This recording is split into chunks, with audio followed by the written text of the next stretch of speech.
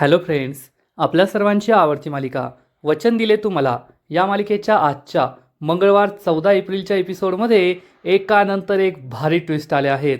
सगळ्यात आधी तर ऊर्जाच्या प्रेमाने जादू केली आहे आणि शौर्य हा शुद्धीवर आलाय. त्यामुळे सगळेच खूप खुश झाले. संपूर्ण जहागीरदार कुटुंबाला आनंद झाला. पण त्यानंतर ऊर्जाला जबर धक्का बसलाय. कारण शौर्य शुद्धीवर आल्यानंतर आयत्या पिठावर रेघोट्या मारायला अर्पिता हॉस्पिटलमध्ये पोहोचली आणि चक्क ऊर्जासमोर तिने शौर्याचा हात हातात घेतला आणि म्हणाली, शौर्य, आपलं दोघांचं एकमेकांवर खूप प्रेम आहे. आपलं लग्न ठरलंय आणि लवकरच आपण दोघे आयुष्यभर एकमेकांचे होणार आहोत. हे ऐकून ऊर्जाला जबर धक्का बसलाय. कारण तिला ही गोष्ट माहीतच नव्हती. त्यामुळे ऊर्जा ही खूप दुःखी झाली आहे. मग आता या कारणामुळे ऊर्जा शौर्यापासून दूर जाणार का? शौर्य अर्पिताला सत्य सांगू शकेल का? हे सगळं नेमकं घडलं तरी कसं, हे जाणून घेण्यासाठी हा व्हिडिओ शेवटपर्यंत नक्की पहा.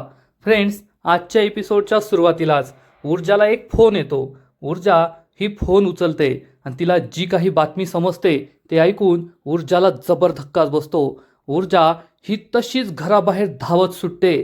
पूर्वा तिच्या मागे मागे पळते. ऊर्जा थांब, ऊर्जा थांब, काय झालंय सांग मला. पण ऊर्जा काहीच उत्तर न देता न थांबता तेथून पळून जाते आणि पूर्वाच्या पायाखालची जमीनच सरकते.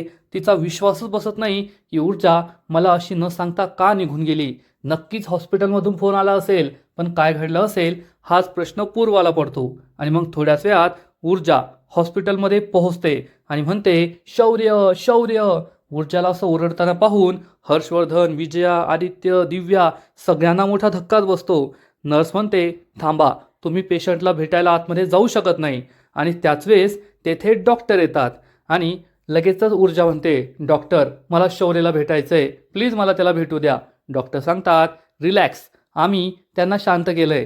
त्यांचे सगळे काही पॅरामीटर्स आता शांत आहेत, तुम्ही काळजी करू नका आणि आता त्यांना न भेटणंच योग्य आहे. विजया विचारते, पण डॉक्टर, माझा मुलगा अजून किती वेळ असाच कोमात राहणार आहे? तो कधी कोमातून बाहेर येणार? तर डॉक्टर सांगतात, तुम्हाला खरं सांगायचं तर मेडिकल सायन्समध्ये जे काही शक्य आहे ते आम्ही सगळं केलं आहे. परंतु त्याला काहीतरी धक्का बसलाय आणि जोपर्यंत हा मानसिक धक्का दूर होत नाही तोपर्यंत तो कोमातून बाहेर येणार नाही. हे ऐकून सगळ्यांनाच धक्का बसतो. ऊर्जा म्हणते, डॉक्टर प्लीज, मला एकदा त्यांना भेटू द्या, मला एकदा शौर्यला भेटू द्या, त्याला पाहू द्या, त्याच्याशी बोलू द्या. डॉक्टर प्लीज, मी रिक्वेस्ट करते. तर विजया चिडून म्हणते, तुझा काय संबंध आहे? तुला सांगितलेलं कळत नाही का? फक्त आई आणि वडील हे दोघेच भेटू शकता, इतर कुणीही नाही. ऊर्जाला वाईट वाटतं आणि मग लगेचच कुमुदिनी डॉक्टरला म्हणते, डॉक्टर प्लीज तिला भेटू द्या, माझ्यावर विश्वास ठेवा, शौर्यासाठी हे खूप चांगलं असेल.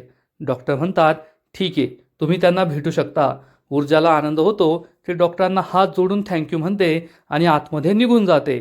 आणि विजया ही कुमुदिनीकडे रागारागाने पाहते आणि जाब विचारते, मला तुमच्याकडून खूप साऱ्या प्रश्नांची उत्तरं हवी आहेत, मला तुमच्याशी बोलायचं आहे. हर्षवर्धन सुद्धा कुमुदिनीकडे आश्चर्याने पाहतो. तेव्हा कुमुदिनी म्हणते, ठीक आहे, मला सुद्धा तुम्हाला खूप काही सांगायचं आहे, पण आत्ता नाही, शौर्यला बरं वाटू दे, मग मी तुम्हाला सगळं काही खरं खरं सांगेल. आणि कुमुदिनी गप्प बसते. विजया, हर्षवर्धन, दिव्या, आदित्य यांना काही समजतच नाही की नेमकं काय चाललंय आणि कुमुदिनी ही कशाबद्दल बोलतीये. इकडे इन्स्पेक्टर मोरे हा अजूनही फिरत्या ड्युटीवरच असतो आणि गुळगुत्तेशी फोनवर बोलत असतो. तेवढ्यात हवालदार त्याला फॉरेन्सिक लॅबचे रिपोर्ट आणून देतो आणि मोरे हा ही रिपोर्ट उघडून हुळगुत्तेला सांगतो, साहेब, आपल्याला घटनास्थळी ज्या 2 शेल्फ सापडल्या होत्या गोळीच्या, त्या आणि गोळी या दोन्ही मॅच करताय. याचा अर्थ शौर्यवर याच बंदुकीतून गोळी चालवली गेली होती. हुळगुत्ते त्याला सांगतो, आत्ताच्या आत्ता हॉस्पिटलमध्ये जाऊन शौर्याचा जबाब नोंदवा. माने म्हणतो, साहेब, तो हर्षवर्धन जहागीरदार खूप चिडलाय, काहीच ऐकून घ्यायला तयार नाहीये, तुम्ही गेला तर बरं होईल. पण हुळगुत्ते काही ऐकत नाही आणि म्हणतो, माने, तुम्हीच जा. माने फोन कट करतो आणि हवालदार म्हणतो, काय माने साहेब, हुळगुत्ते साहेबांनी नकार दिला ना, तुम्हालाच पाठवलं असेल. मी काय त्यांना आत्ता ओळखत नाही, ते स्वतः कधीच जाणार नाही. तर माने सांगतो, अरे खरंय रे, हुळगुत्ते साहेबांना मध्ये अडकायचं नाहीये. त्यांना असं वाटतंय एकतर तो हर्षवर्धन नाहीतर तो आमदार शिर्के त्यांना त्यांच्या बाजूने वळवून घेईल, म्हणून ते नाही म्हणताय. आता मलाच जावं लागेल. तो शौर्यसुद्धा अजून शुद्धीत आला की नाही काय माहीत. हवालदार विचारतो, पण तो शुद्धीवर आला नसेल तर? इन्स्पेक्टर सांगतो, ठीक आहे, आपल्या माणसाला तेथे कामाला लाव आणि तेथे गेल्यावरच आपल्याला सगळं कळणार आहे, त्याशिवाय काहीच कळणार नाही. मी जाऊन येतो. असं म्हणून इन्स्पेक्टर माने हॉस्पिटलला जायला निघतो. आणि इकडे पूर्वा खूप टेन्शनमध्ये असते. ऊर्जाची वाट पाहत असते, पण ऊर्जा काही आलेली नाही आहे. आणि पूर्वा विचार करते, नक्की कुणाचा फोन होता? कदाचित कुमुदिनी मॅडमचा फोन असेल. त्यांनी सांगितलं असेल शौर्यविषयी काही. पण नेमकं काय झालंय? शौर्य बरा तर असेल ना? त्याला काही झालं तर नसेल ना? तो कोमात आहे, शुद्धीत आलाय, की अजून काही वाईट घडलं असेल? याच विचाराने ती खूप टेन्शनमध्ये येते. पूर्वा विचार करते, देवा, हे सगळं काय चाललंय? ऊर्जा कशीबशी त्या जहागीरदार कुटुंबापासून दूर होत होती, पण या प्रकरणामुळे पुन्हा एकदा ती त्यांच्यात गेली आहे.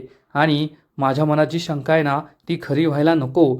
ऊर्जा ही पुन्हा एकदा शौर्याचा विचार करायला नको, नाहीतर ते खूप वाईट होईल. यावेळेस तिला थांबवणं शक्य होणार नाही, असा विचार पूर्वा करते. पण त्याच वेळेस तिला हेही वाटतं, मी असा विचार का करतीये? त्या शौर्याने माझ्या ऊर्जाचा जीव वाचवलाय, तिच्यावर चालवलेली गोळी स्वतः झेलली आहे. आणि ती देवाला प्रार्थना करते की शौर्याला लवकरात लवकर बरं होऊ दे. आणि इकडे ऊर्जा ही ICUमध्ये येते. शौर्य हा अजूनही कोमातच असतो, बेशुद्ध असतो. ऊर्जा त्याच्याकडे पाहते. शौर्याची ही अवस्था पाहून तिला खूप वाईट वाटतं आणि ती रडू लागते. परंतु शौर्य हा या अवस्थेत आहे त्याचं मुख्य कारण मीच, हे ऊर्जाला आठवतं. एका गुंडाने माझ्यावर गोळी चालवली. शौर्याने मला वाचवण्यासाठी ती गोळी स्वतःवर झेलली, हे सगळं तिला आठवतं. आणि ऊर्जा ढसाढसा रडू लागते. ऊर्जाला आठवतं की शौर्य तिला किती समजवण्याचा प्रयत्न करत होता. ऊर्जा, माझं तुझ्यावर खरं प्रेम आहे, मी खोटं बोलत नाहीये, मी कोणता प्लॅन तयार केला नाहीये, मी तुझ्यावर खरं खरं प्रेम केलंय, पण मी नाही ऐकून घेतलं. कुमुदिनी आजी मला म्हणाली होती की शौर्य हा खोटारडा नाहीये, तो खरंच तुझ्यावर प्रेम करतो. हे सगळं ऊर्जाला आठवतं. आणि ऊर्जा शौर्याचा हात हातात घेते आणि म्हणते, शौर्य, उठ ना, तू मला वचन दिलं होतं ना, आयुष्याच्या प्रत्येक क्षणी तू माझ्याबरोबर असशील. मग असं वचन मोडून तू नाही जाऊ शकत. शौर्य, डोळे उघड. शौर्य, माझं तुझ्यावर खूप प्रेम आहे, मला आयुष्यभर तुझी साथ हवी आहे. तू मला वचन दिलं होतं ना, आज मी तुला वचन देते, आयुष्यभर मी तुझी साथ देईल, कधी तुला सोडून जाणार नाही, कधी तुझ्यावर अविश्वास दाखवणार नाही. शौर्य, डोळे उघड.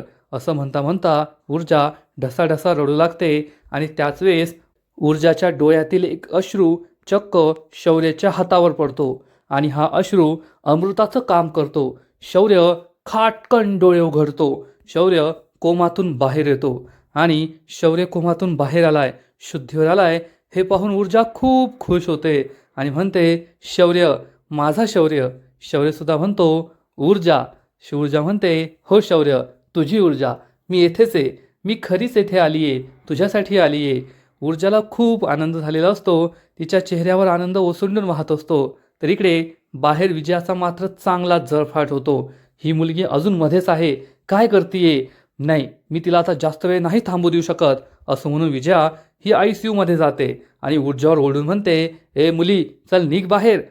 पण तेवढ्यात विजयाला दिसतं की शौर्याचे डोळे उघडे आहेत, तो शुद्धीत आलाय, कोमातून बाहेर आलाय. विजयाला सुद्धा आश्चर्याचा धक्काच बसतो. विजया धावत पळत बाहेर येते आणि सगळ्यांना सांगते, शौर्य कोमातून बाहेर आलाय, शुद्धीवर आलाय.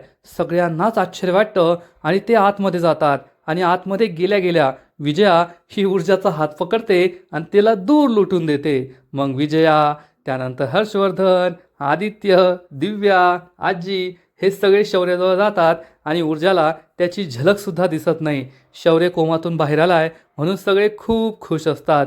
आजी देवाचे आभार मानते. सगळ्यांच्या डोळ्यातून आनंदाश्रू वाहत असतात.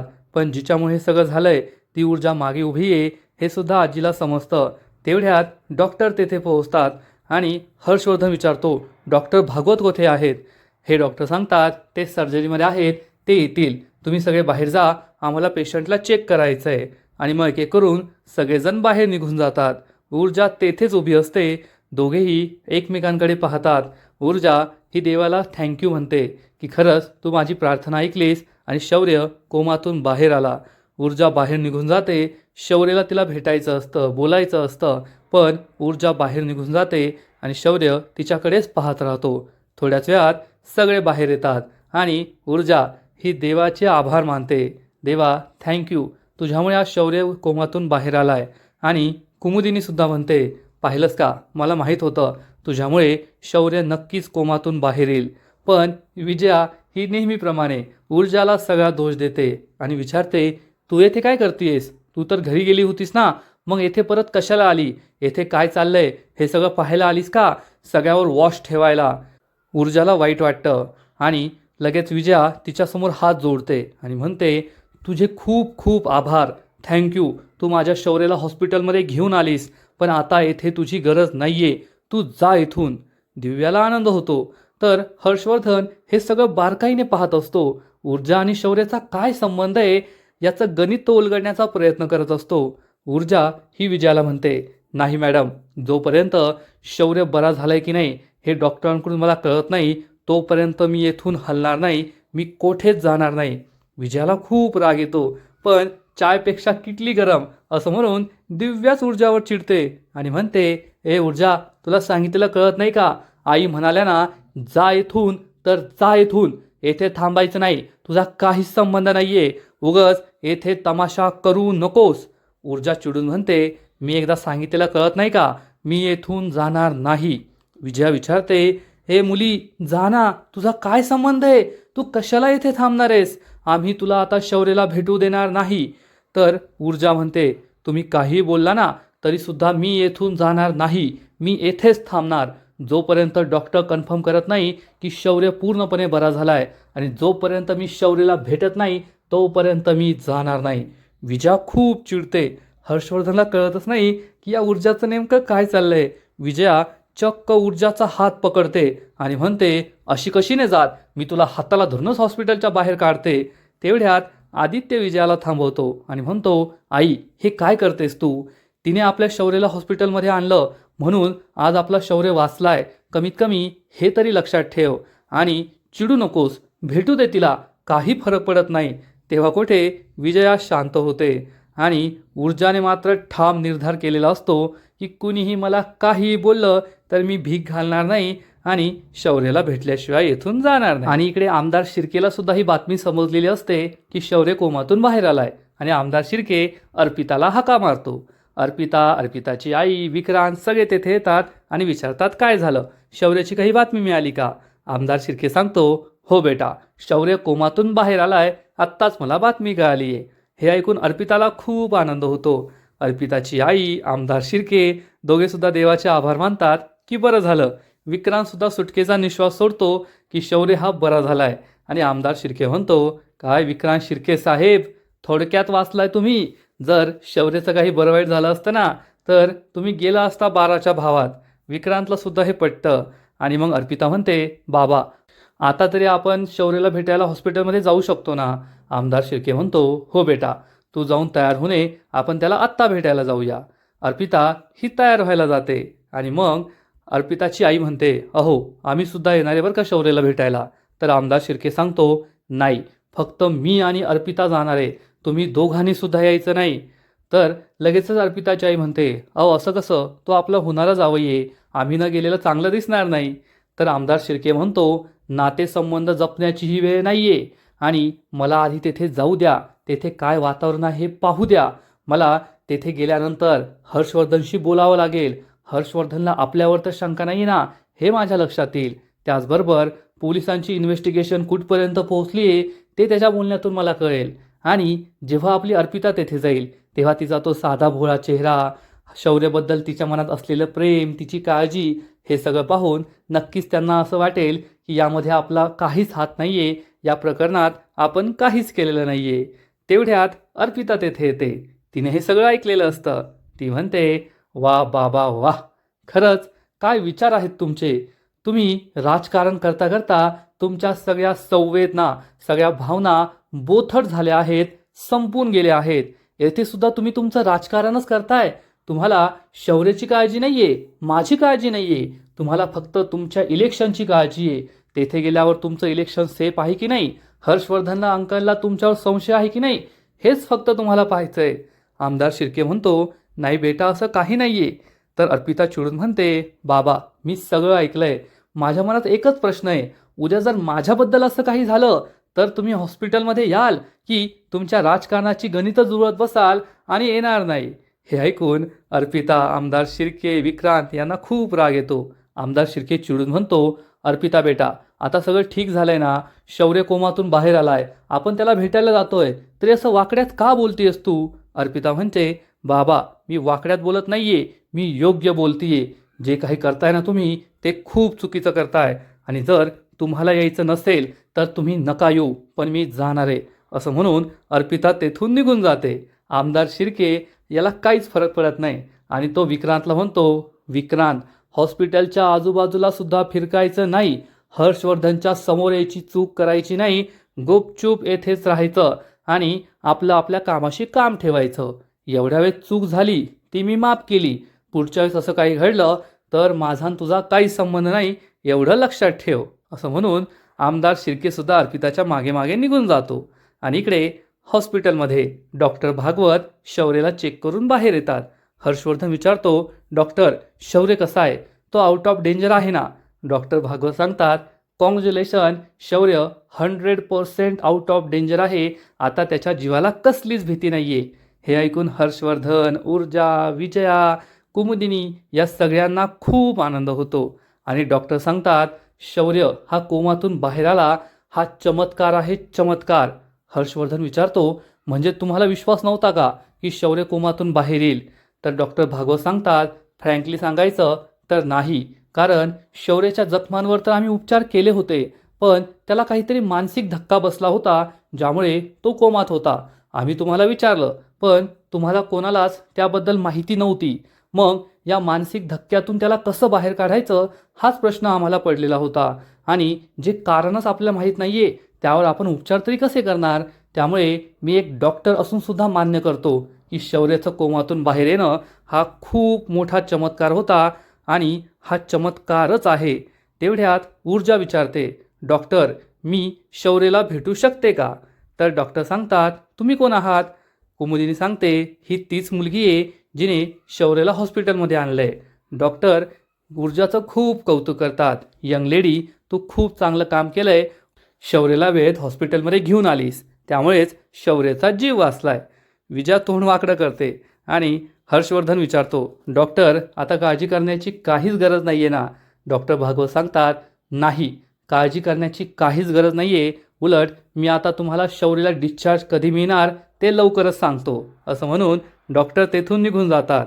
जहागीरदार कुटुंबाला तर आनंद झालेला असतो, परंतु ऊर्जाच्या चेहऱ्यावरचा आनंद ओसंडून वाहत असतो आणि ऊर्जा एवढी खुश का आहे, तिचा आणि शौर्याचा काय संबंध, हाच प्रश्न हर्षवर्धनच्या चेहऱ्यावर असतो. एवढा मोठा क्वेश्चन मार्क असतो, पण त्याला अजून काहीच कळलेलं नसतं.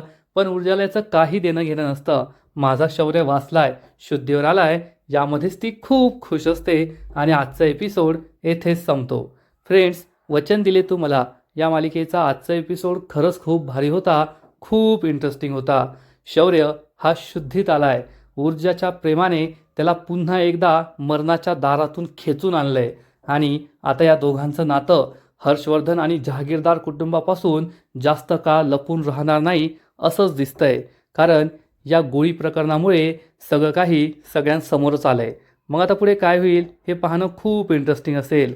वचन दिले तू मला या मालिकेचा आजचा एपिसोड तर खूप भारी होता, पण पुढील एपिसोड आणखीन भारी असणारे, आणखीन मोठा ट्विस्ट या मालिकेत येणारे. मग नेमकं घडणार तरी काय?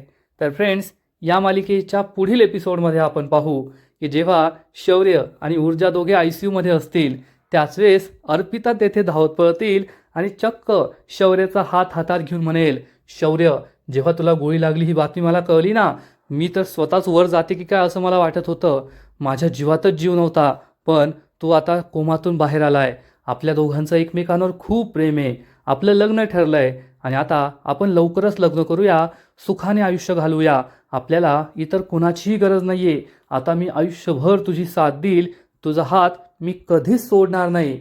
आणि हे सगळं ऐकून ऊर्जाला जबर धक्काच बसणार. शौर्यला सुद्धा समजेल की ऊर्जाने हे काय ऐकलंय, कारण ऊर्जाला अर्पिता आणि शौर्याचं लग्न ठरलंय याबद्दल काहीच माहिती नव्हती, किंवा अर्पिता ही शौर्यावर प्रेम करते याबद्दल सुद्धा काही माहिती नव्हती. आणि आता हे सगळं ऊर्जा समोर आलंय, त्यामुळे ऊर्जा दुःखी झाली आहे. ऊर्जाने आता ठरवलं होतं की आता कुणी काहीही बोललं, विजय असो हर्षवर्धन असो, शौर्यावर माझं प्रेम आहे हे ठणकावून सांगायचं. पण या अर्पिता प्रकरणामुळे ती थोडी नक्कीच मागे सरकणार असं वाटतंय. आणि मग इन्स्पेक्टर माने हा हॉस्पिटलमध्ये येणार. तेव्हा हर्षवर्धन इन्स्पेक्टर मानेला ठणकावून सांगेल, ज्या कुणी माझ्या मुलावर गोळी चालवली आहे तो मला माझ्यासमोर उभा हवा आहे. आमदार शिर्के विचारणार, तुम्ही काय इतकं टेन्शन घेताय, पोलीस त्यांचं काम करतील ना. तर हर्षवर्धन चिडून म्हणेल, आमदार साहेब आता ही फक्त पोलिसांची केस नाहीये, तर ही माझी पर्सनल केस आहे. आणि जोपर्यंत मी माझ्या मुलावर हल्ला केलेल्याचा बदला घेत नाही, त्याला शिक्षा देत नाही, तोपर्यंत मी शांत बसणार नाही. हे ऐकून आमदार शिर्के चांगलाच घाबरणार. कारण आमदार शिर्केला माहिती आहे शौर्यावर गोळी चालवणारा त्याचा मुलगाच आहे, त्याच्या मुलाने सुपारी दिली होती. त्यामुळे आमदार शिर्के हा थरथर कापू लागेल हर्षवर्धनचा हा रुद्र अवतार पाहून. मग आता या मालिकेत पुढे काय होईल, ऊर्जा आणि शौर्याच्या प्रेमाचं काय होईल, आणि हर्षवर्धन या प्रकरणाच्या मुळाशी जाणार का, तो विक्रांतच गुन्हेगार आहे हे शोधून काढणार का, हे पाहणं खूप इंटरेस्टिंग आहे. तर फ्रेंड्स, तुम्हाला सुद्धा वचन दिले तू मला ही मालिका आवडते का, नक्कीच कमेंट करून सांगा. आणि या मालिकेचे असेच नवीन नवीन एपिसोड, नवीन नवीन अपडेट सर्वात आधी पाहण्यासाठी व्हिडिओला लाईक करा, शेअर करा, चॅनलला सबस्क्राईब करून बेल आयकॉनवर क्लिक करा.